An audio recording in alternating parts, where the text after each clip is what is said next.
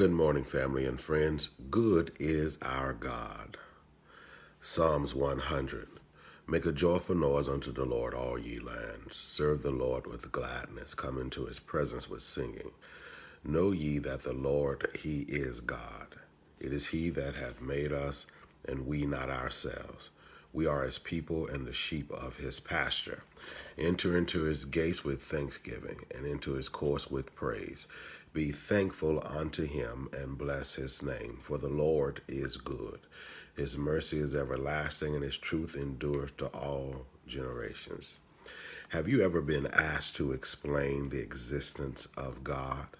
And who is this Christian God we believe in? Can't any other religion be right? Can't they have some truth as well? Is there really one way, one God to serve? How can we be so sure that the God that we serve is the correct God?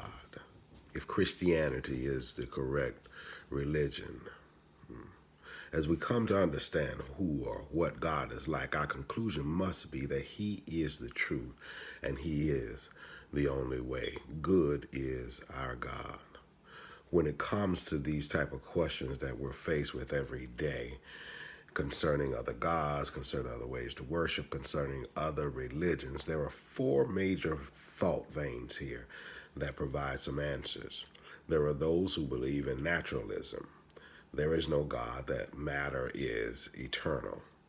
Naturalists would say that there is nothing supernatural because everything is merely natural. Everything from the universe itself to our human decisions can be boiled down to chemical reactions. Then there is deism, which says that God exists, but he remains still to be uninvolved.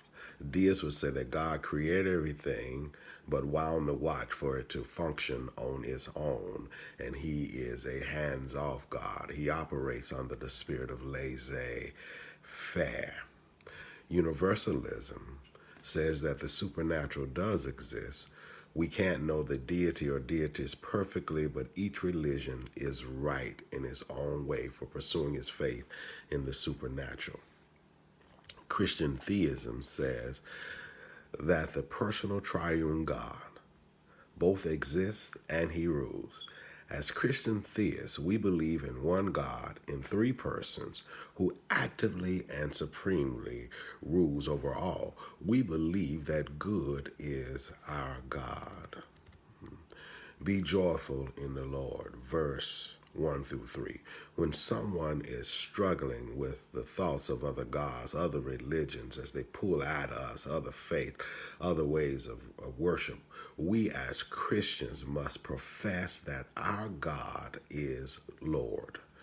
The psalmist uses the covenant name in referring to God as Yahweh.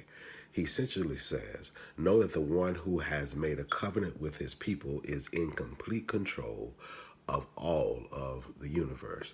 There cannot be any other gods because the very definition of God includes there not being anyone over him or beside him. Also, God must exist because no other theory adequately explains the existence of humankind or this world.